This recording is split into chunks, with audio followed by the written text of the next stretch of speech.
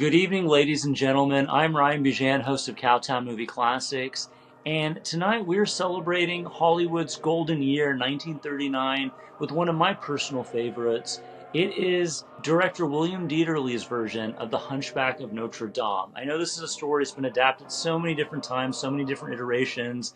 The Hunchback Quasimodo has been played wonderfully by Lon Chaney, Anthony Quinn, but tonight's film, I feel like, is the definitive version of that tale, starring Charles Laughton and Maureen O'Hara. And joining me tonight is a good friend. She works closely with the John Wayne Cancer Foundation, and she had a very interesting upbringing and connection to this film. Please welcome Anita Swift. How are you doing tonight, Anita? Hi, Ryan. I'm doing terrific. So, you had a very curious childhood. I did, and I was thinking about it last night as I was falling asleep. Um, you know, I grew up in the San Fernando Valley. My grandfather was John Wayne, and in the San Fernando, and I'm 66 years old. And when I was growing up, the San Fernando Valley was home to many different studios. So chances of running into a movie star or somebody who worked at the studios was very, very. You would run into somebody. My neighbors were Clark Gable. Um, uh, there was Johnny Weissmuller lived up the street. I mean, there you would run into somebody. That Okay. that almost sounds like a joke. It's just like what would happen if Tarzan, Red Butler, and Quasimodo walked into a bar. Exactly, exactly. So I had been talking about growing up in the valley, and I had told you this story about um, going across the street. There was this beautiful house, and these people had this fabulous long driveway. It went up a hill, and they had donkeys and horses, ponies. So, as a kid, that was wow. I mean, hello.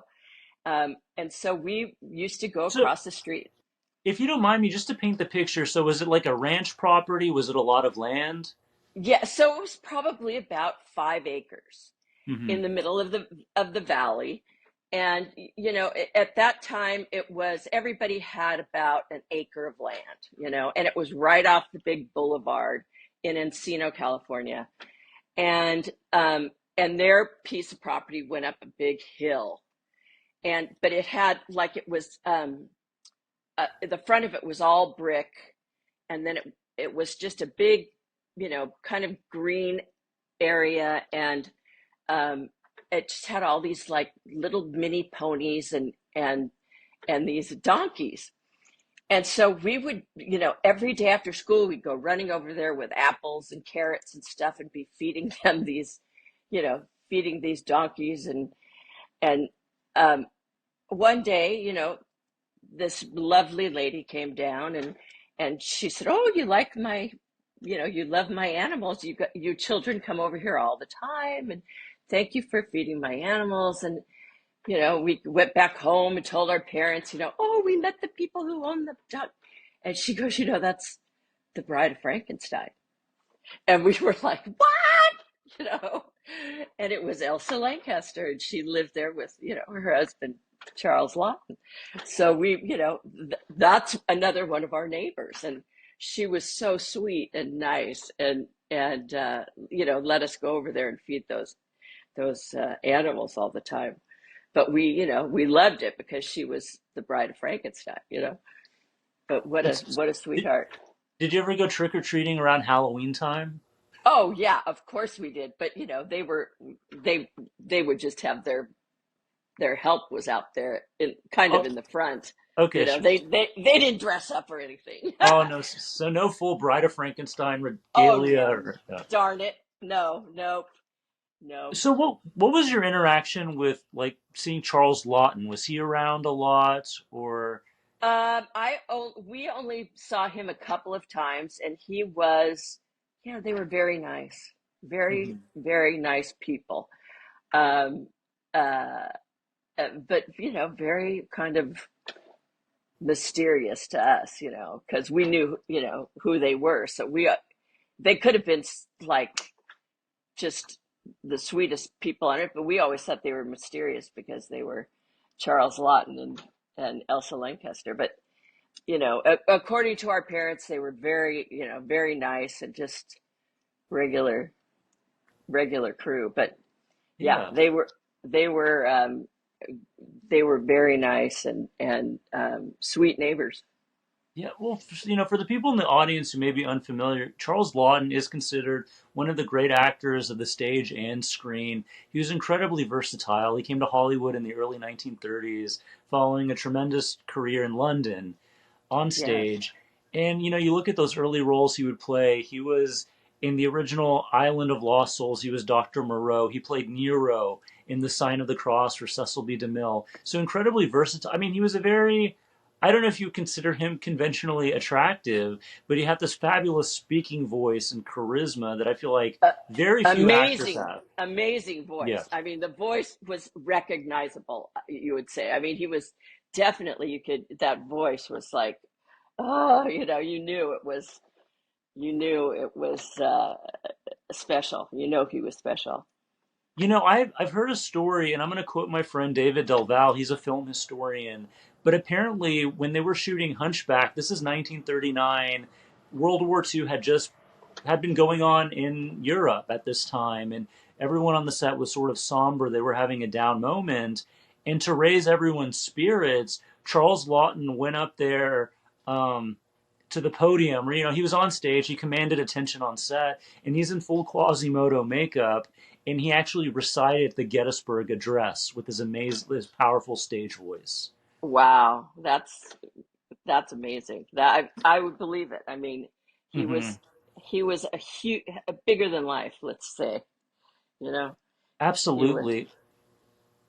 No, no, very, very powerful figure. Do you remember seeing this movie for the first time, or does it stick out to you? Yes, because I did. We did. I saw it in film class. I saw it in film class as part of the 1939, best of 39, because 39 was such an amazing year for film. Hmm. And yeah, I mean, I saw it and I just thought, wow, this that was the best version. Absolutely. Did they show Stagecoach, by the way, in class? Yeah, yes, they did. They did. Okay. They Um, did. So Charles Lott, he was always looking for talent. It wasn't just about him. I mean, he wasn't. I'm sure as an actor, he has a bit of an ego, like anyone does. But he was always interested in pushing forward the art form, and he was always on the lookout for young talent. So my understanding was he had discovered Maureen O'Hara in back home and brought her, and he fought for her to get cast as Esmeralda in this film. I think she was only 18 or 19 years old. She was very young, and she credits him for, really getting her first big role. And for him, for it to be believable that she would fall in love with him as that ugly person, Hmm. you know, um, he really, that was an amazing role for him, I think, to be able Hmm. to do that. I mean, you felt sorry for him, and you wanted her to, you know, save him and make a plea for him at for the crowd, and she was so beautiful. I mean, she was darling, just darling, And Maureen. and this is an amazing, beautifully photographed film in black and white, but it's almost a shame Mm. it wasn't shot in Technicolor to take advantage of her bright red hair and her gorgeous looks. Oh my gosh, yeah. But it still came through. Oh yeah, It no, really did. Yeah. absolutely. So, as you mentioned earlier, your grandfather happened to be John Wayne, and of course, one of his most famous collaborators was Maureen O'Hara. So, do you have any Oh memories yeah. of meeting her? Oh yes. She really was part of our family, and she would have been the first to tell you that too. I mean, she really, She was at everything. She was at, if she could be at a baptism or a birthday party, she was at my cousin's ordination. She was at many a birthday party, many a baptism. She really was part of our family. And people always say, oh, they were, they're a secret love affair, whatever. There was not, but there was a love affair, and it was truly, they loved each other more than any husband or wife could have ever loved each other. Hmm. And her real love affair was Blair, her husband. And uh, when he died, it was devastating for her. But really and truly, Maureen O'Hara was the John Wayne. She was, he, that was the best pairing ever, because it's hard to go up against John Wayne when you're a woman in a film, Hmm. because you could either be overshadowed by him, or you didn't want to, you couldn't be super tough, uh, but you didn't want to be overshadowed, but she was a perfect match for him in Hmm. those movies, and I think that everybody knew it too. They just fit together perfectly. Perfectly. And I think it helps though, that she was this great Irish beauty with this fiery red hair, those piercing eyes. She definitely Oh yeah. stood out on I mean, I'm sure it's hard to overshadow John Wayne. I mean, he's a 6'4" giant, but like she certainly, I think that helped, was her beauty to contrast. Oh, absolutely. I mean, uh, absolutely. There was no doubt that she was, when she was on screen with him, she was the focus, and she was just as strong as he was. And um, God, she was gorgeous, wasn't she? And funny. I mean, really funny. And The Quiet Man was such a great movie for all of them. It was such a real family affair movie. I mean, they all had my grandfather had hi- um, his kids there. She had her brothers on set. Ford had his brother on set. Barry Fitzgerald had his brother on set. Victor McLaglen had his son. I mean, it was a family affair, that movie. So that movie, I really think, was so, you could tell they were all having a great time on that set. But to the end, Maureen was part of our family. And I mean, she came to my mother's funeral, my Uncle Michael's funeral. I mean, she really was part of our family. Oh And wow. and we loved her that way, and she loved us. So, um, That's wonderful. I always wanted to meet her. She was always on my list of like who would I want to see in person, but unfortunately it never happened. I know she was a darling. Gosh, And she was was she, great. was she a nostalgic person? Did she get to talk a lot about her early days as an actress on the stage and working with guys like Charles Laughton? Oh, she loved to talk about uh, her good memories. She loved it. She would talk about it. She loved that movie. I mean, that credits that as her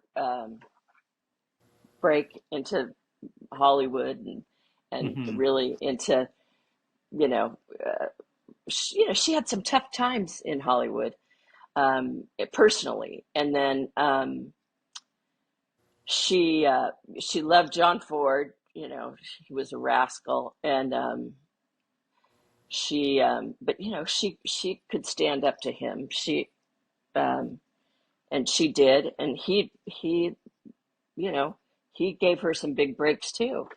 And Hmm. but she played against some great guys. Brian Keith in The Parent Trap. I mean, that was a good combo too. Hmm. Um, she always had, whatever leading man she had, she always was able to not be overshadowed by them. You know what I mean?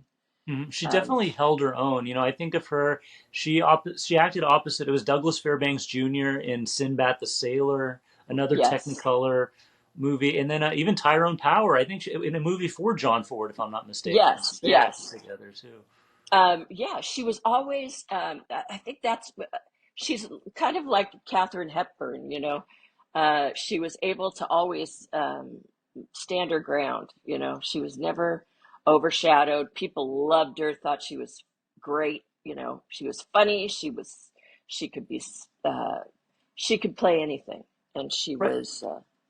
Well, you know, you mentioned Katharine Hepburn. Well, what I would say about Maureen O'Hara, though, is like she was a strong presence, but she was still feminine. There was still a softness to her. Like she's Yes, very, very much a yes, leading lady, I think. yes, yes. Absolutely, absolutely. So, for anyone in the Yeah. audience who has somehow never seen this version of Hunchback of Notre Dame, what do they have to look forward to? Oh gosh, I think they'll love Maureen just kind of, you know, protecting the hunchback, uh, coming to, he's fabulous too. I mean, he swings down from the tower. I mean, he's kind of swashbuckling too in his own way. Um, and when he comes out to protect her too, it's an amazing, it's a good story. It's a great love story. Hmm. You There's a know, lot of beautiful moments. I mean, just so many, and then yeah. that supporting cast too. You know, not only is it Charles Laughton, Maureen O'Hara, you have Sir Cedric Hardwicke as the villain. Um, a Oh one yeah. a wonderful actor, Edmund O'Brien, is in this as well, and we can talk a little bit more about him later. But without further ado, from 1939, director William Dieterle's The Hunchback of Notre Dame. Enjoy. Joining us for the second half of this conversation is film historian and writer Mr. Stan Shaffer. How are you doing today, Stan? I'm fine. I'm fine, and I'm just so enthused to be part of this because Hunchback of Notre Dame is probably one of my all-time favorite movies. Now, if I decided to do not just quality, but the quality is there, but just favorite movies, it would be among my 10 favorite movies. That's how beautiful it is. It's certainly a masterpiece. I mean, if you want to pigeonhole it, oh, it's a melodrama, it's a horror film. As much as I love horror films and melodramas, that certainly transcends the genre. I mean, it's just a great epic in its own right. And it's a great love story on so many different kinds of levels. There's so many forms of love in this movie, as Victor Hugo, because when Victor Hugo wrote a book, they were always huge, like Les Miserables, and so we only got touch on it. But Dieterle and his writers did a very good job of capturing what was Paris, and it's a love story about Paris in many ways. It's about Paris. It's about change. It's about looking towards the future versus tradition. There's just so many fascinating elements at play in the film. And William Dieterle, who I just mentioned, the director, was a brilliant director, and especially when he was given the right material. He doesn't reach the heights of a Hitchcock or a Buñuel, but he is a very good director with the right material. His first American movie was a movie called The Last Flight, which is a very almost a lost movie. Thank God Ted Turner brought it about and restored it. But it's a movie starring Richard Barthelmess, who was a great star of the silent era, and it's about World War One veterans returning to some kind of life. And Helen Chandler, who I adore, is doing her broken angel role once again. And Dieterle hits all the right notes, and there he is, his first American movie. He moves right into that to Her Majesty Love with W.C. Fields, one of his first sound films. And then he's under contract to Warner Bros. So of course he gets all kinds of things thrown at him. Secret Bride, Jewel Robbery, which is a wonderful one with Kay Francis and William Powell. And later on, he becomes the director for Paul Muni in his great biographical period with Emile Zola and Louis Pasteur. And later on, biography again after Hunchback, he's there with Edward G. Robinson, Dispatch from Reuters, and Dr. Ehrlich's Magic Bullet. So with the right material, the right actors, he just goes, and of course, then he directed. I believe I read this correctly. Louis Buñuel's favorite American movie, The Portrait of Jenny. It's a fantastic film. Yeah. It is it's a beautiful film, and Ryan, talking about that, like Hunchback, they almost approach poetry. I love to use that when things go into a beyond just a storytelling style. When it really appeals beyond, I like to add that's almost like a poetry. And Hunchback and Jenny are probably his two masterpieces. Certainly. Now, if we go back a little bit, in 1923, Victor Hugo's novel had been adapted into the famous silent epic starring Lon Chaney, directed by Wallace Worsley. And my understanding was a remake of it had been gestating at Universal over the years. How did this project end up at RKO? Well, that's very interesting because what happened was a change of ownership at Universal. So it fell through the cracks probably because in 1936 Carl Laemmle had made a huge gamble, borrowing money to keep the studio afloat. His son had done some very good work. He's an underrated producer, Carl Laemmle Jr. But the movies weren't making money. But he did a gamble as he had done before. But this time, Senior lost, and they lost their studio, and it fell into the hands of money men. And money men, they stopped the horror cycle just because Dracula's Daughter didn't draw as well. Bride of Frankenstein was too far out there, and things fell through the cracks. And that's how RKO must have had a chance to grab this, and then to grab it as a vehicle for what they wanted to do with something with Charles Laughton. And to me, they're a perfect match. As much as I love Lon Chaney, Man of a Thousand Faces, one of the greatest actors of all time, to ever be on the silver screen, Charles Laughton is able to do something with this role, with his performance. Again, it's transcendent. He takes things to the next level. This isn't just a great horror performance. It's not just a great monster makeup. It goes beyond that. It's a great human performance. That's Mm-hmm. how it goes beyond it. It's a great human performance. And Lawton brought Maureen O'Hara into it. She was under contract to him. She was only 18 years old. But he had such faith in her that he felt that would work. And it did, because there's a communication between them that makes it all work. And then, Dieterle went ahead and cast this movie with all kinds of great veterans, which makes it stand up. Sir Cedric Hardwicke, he's the villain, should we say? But even he is multifaceted, and Hardwicke was one of the first actors to be knighted in 1934 for his work, and also he was a World War I veteran. And then he had a whole Universal period after this with Invisible Man Returns, Invisible Agent, Ghost of Frankenstein. So it's just so wonderful how these great actors, especially Charles Laughton, come to the foreground here in Hunchback of Notre Dame. Yes, Sir Cedric Hardwicke, Thomas Mitchell, who in that very same year ends up doing Stagecoach and Gone with the Wind. Oh, and that year he did Mr. Smith Goes to Washington. He did Only Right. Angels Have Wings. 1939 was a premiere year, but Thomas Mitchell had his greatest year, and he was a great actor. A great actor. He was also a stage actor, and that originally he was the original Columbo. Really? Yes, he did it on stage. He was doing out of town trials. So it was supposed to come to Broadway. The original play was called Prescription Murder, and unfortunately, Thomas Mitchell died before it came to Broadway. But the original Columbo was written for him. Really? I had no idea it was a Broadway play. Was it a book series? Because I It just know the didn't. It didn't Columbo. make it. It didn't make it to Broadway because he died. Oh, okay. So then they turned it into a TV show So later on. the TV show came years later. Yes. Yeah. Okay. Wow. I did not know that. But Thomas Mitchell, incredibly versatile actor, and Oh, he's one of those performers where you can watch him in two films and he's unrecognizable. He completely changes his demeanor, his makeup, his mannerisms. He's a man of a thousand faces himself. he's a chameleon, just like Yeah. another supporting actor we have here, Edmund O'Brien, a chameleon. Now at this point, we're seeing him in his first major motion picture, and he's a very handsome young man. And he's the other one. He sort of falls in love. Everybody wants to fall in love with Maureen O'Hara. Who wouldn't? And so his character, the poet, falls in love too. And then his career, he was just at the end. He signed a contract with RKO. They put him in a couple forget me movies, and then World War II arrived. Talk about a chameleon. At the end of World War II, this man looked a lot different. He did some stage work during the war. He was very much a part of the Winged Victory Camp group. Made the movie, entertained the troops. But war took its toll on him. And when he returned, he still made some great classics like The Killers, the movie that made Burt Lancaster a star. And then later on, he hit it again, White Heat, one of the great movies ever made. And there, would you ever think that this is the young man who was the poet in Hunchback of Notre Dame? No way. Yeah, he's a great actor. He's certainly matured. But yeah, I'm such a huge fan of his performance as Gringoire in this particular film that even when I saw White Heat for the first time, I recognized the name Edmund O'Brien, but I'm like, it took a second for me to adjust, and I was like, oh, it is the same actor. Yeah, he looked so different. And then, his career was great. He went on, he got involved with Joseph Mankiewicz. So he was in the original, not the original, he was Mankiewicz's version of Julius Caesar, Marlon Brando, Sir John Gielgud, and James Mason. And then Mankiewicz put him in The Barefoot Contessa with Humphrey Bogart. And Mr. O'Brien won the Academy Award for Best Supporting Actor. And he truly was a great actor. And then you think of him in those amazing, the John Ford film, The Man Who Shot Liberty Valance. He's Oh, also very yes. memorable in that. Yes, a wonderful, wonderful performance. And then, then he did a lot of television. He did a show called Sam Benedict, where he's an investigator.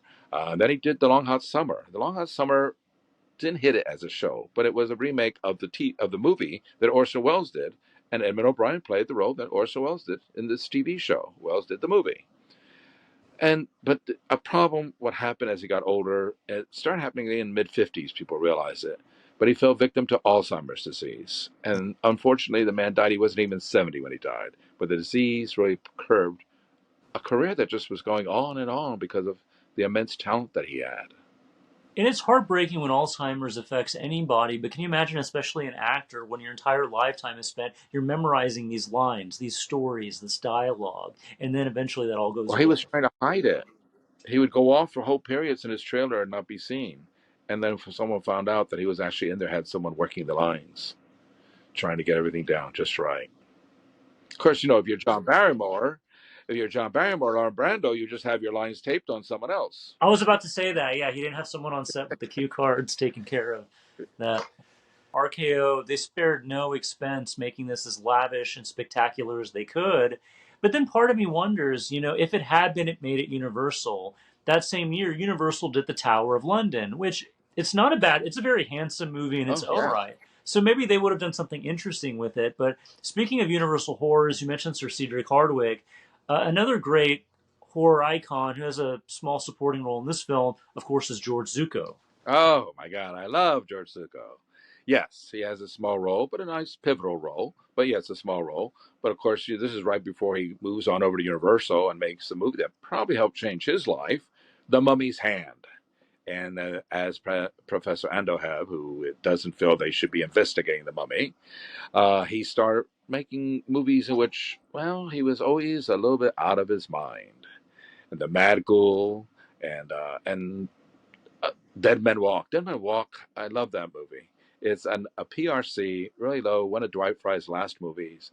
And Zuko convinces you because this time he plays not only the vampire, but the vampire fighter, the vampire hunter. It's a wonderful contrast. An actress from MGM days, pre-code days too, it's one of her last movies, Mary Carlisle, plays his niece, daughter, should we say. And so it's a movie for people to catch. And Dwight Frye, in one of his last roles, playing the vampire's henchman. Well, I'll definitely have to check that one out. Now, George Zucco, I think of him as being a very proper British actor, but he was of Greek descent, wasn't he? Or he was born in Greece, if I'm not mistaken. Well, but he really hit it in Broadway. I mean, in Britain, he did a vaudeville act with his wife in America before he hit it in England. So he moved around a bit, and it is funny that we do think of him as so properly British. He made an early movie. One of his first sound movies was The Dreyfus Case with Sir Cedric Hardwicke. So Hmm. then he started making the movies in Britain, and then moved to America in '36. Among his first movies here was After the Thin Man. Oh, yeah, yes. Well, George Zucco, I think he's certainly one of the unsung villains, of great movie villains of all time. I agree. I agree. Brilliant. And even when he did more sympathetic roles, like when poor Professor Lampini, who gets killed by Boris Karloff and J. Carrol Naish in The House of Frankenstein, he still just has all the right tone. But we really have to think about one of my favorite movies that he was in, where he plays Mr. Barrett. He's actually Lucille Ball's sidekick in Lured, a Douglas Sirk movie from 1947. A Right. wonderful movie, very underrated, and not shown as often as it should.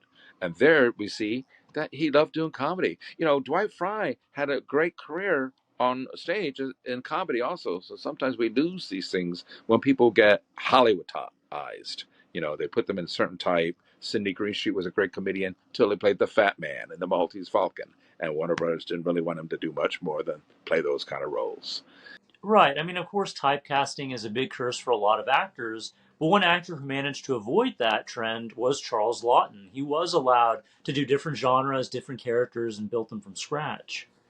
Yeah, he not only broke it, he beat it to death. He was just so brilliant. Well, starting with, his first Oscar was, well, and his only Oscar was for Private Life of Henry VIII.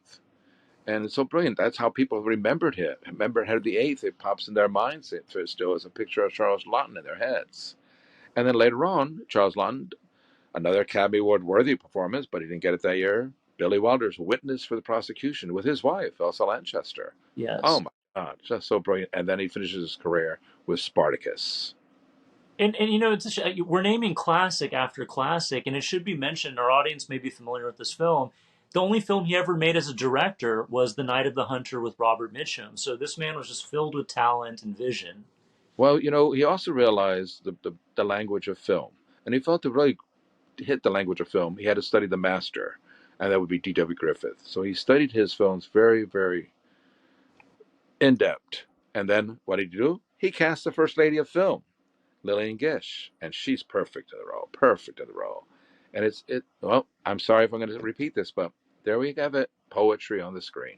Right. Now, like all great artists, of course, Charles Laughton certainly had his own private demons, or there were issues that he wrestled with in his own life. I mean, first off, I'm sure it took a toll that he wasn't a conventionally attractive or athletic leading man, certainly. So I'm sure there must have been some, let's say, resentment or darkness in his soul that I think he certainly brings to the Quasimodo character as an outcast. You're absolutely right. And when I talked about how it was a love story, it is a love story. It's how he's trying to find love, and even in the last one, he says, "Why can't you be like me?" Why can't be like the statues or be like someone else? Why was His I not made of insecurity. stone like thee? Right. There we go. That's the line. I'm sorry. Yes. Why was I not made of stone like thee? Because, his insecurity is so base in his physical look. And Lawton's own was that way. And Lawton, when he married Elsa Lanchester, she didn't realize that he had other proclivities. And so once she found out about it, she just decided that they were great together anyway. And so they had their separate lives, and yet they were together. She stayed with him right till his horrible death in 1962 from cancer. Hmm. But he was also an acting teacher. Among his students was Albert Finney. And I had heard that Claude Rains was his mentor at some point. They went to the same acting circles in England. Well, Claude Rains, when he wasn't only acting, he also did some teaching. Yeah. And John Gielgud talked about that. In fact, he thought he was like the most handsome teacher. Both he and the girls were all gaga over Claude. And then Claude would open his mouth and that voice would come out, and my God. And so, yes, so they had that connection. And Lawton had a connection. He and Olivier didn't really get along well because I think probably it was part of what we say, I think about his insecurities because Olivier was so handsome and got all those accolades. And so Lawton underrated his own accolades because they were monumental, his accolades, starting right from the beginning with Old Dark House and The Devil on the Deep, Mutiny on the Bounty, Hunchback of Notre Dame. They did what they wanted. The Sign of the Cross. Yes. So many great performances. So many great performances. Right up to Spartacus. Right up to Spartacus. And I was always kind of moved by that. Well, first off, when I was a kid and I learned that Dr. Moreau was married to the Bride of Frankenstein, of course, as a monster kid, like how amazing was that?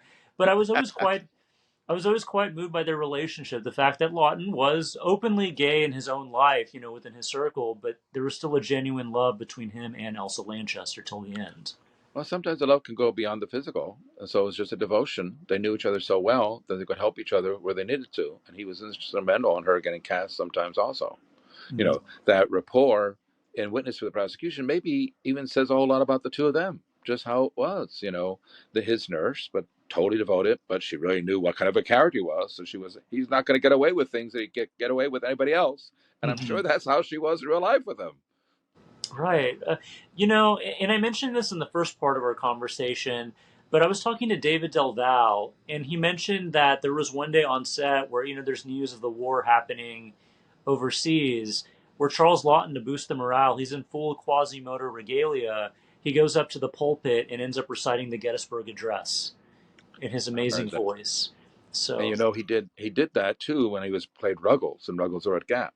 mhm. That's one of the scenes he does the Gettysburg Address and Yeah. that beautiful voice of his. That was a great movement. And it's amazing. So, like I said earlier, one of my favorite actors of all time is Lon Chaney, Man of a Thousand Faces, who created these roles on screen as Quasimodo in The Hunchback of Notre Dame, as the Phantom of the Opera. But, obviously, talking film, it's a different medium. It's much more based on stage performance and dialogue. It's much more important.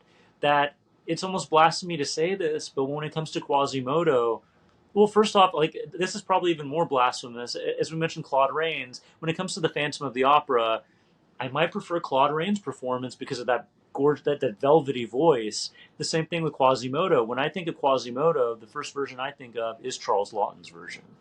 Absolutely. Well, we've had more exposure to talkies than we do silence. And the thing, too, is that when Lon Chaney died at the age of only 47 in 1930, it changed film history. It changed horror film history, but also film history, because he could do things beyond just horror movies. He made the easy transition to sound. He took his time like Garbo and Chaplin. And when he made it in The Unholy Three, it was smashing. He did a great job. It's not a great movie, but it's a great performance. Mm-hmm. And so, there's always those stories that Dracula was really meant for him.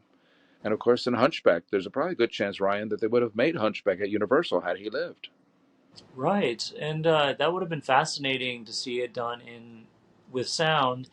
And I had always heard that when it was announced they were doing remakes of these films, of course, Lon Chaney Jr. was always jealous because he was campaigning because he felt like it was his blood right to play these roles. Which Lon Chaney Jr. Now it might compared to Charles Laughton, it may seem laughable, but I think coming off of Mice and Men, maybe he could have done something interesting with the character. It would have been interesting. You're right. He's certainly not as versatile an actor as Charles Laughton, Mm-hmm. but the horror movie thing overshadowed him. He was a tortured man. There's many stories as to why he was tortured, but we see him actually in better performances once he gets out of the shadow of the horror movies in movies like High Noon. Mm-hmm. When he plays supporting roles, he's quite good as the old sheriff, who we know will not be able to do what he'd like to do. He'd like to be there for Gary Cooper. He's the one character who you really believe would like to be there for Gary Cooper. But Gary Cooper says to him, no, because you would just be trouble. I'd be worried about you. And it's perfect. Chaney communicates all that perfectly. So you're right. It would have been a much different movie. We'd be having a much different conversation with either of the Cheneys. But thank God we got Mr. Laughton. And that's nothing to besmirch the Cheneys. Certainly. So, do you remember seeing this film for the first time? Yes, I do. Growing up in the New York, Pennsylvania area, there was a show called The $1,000,000 Movie.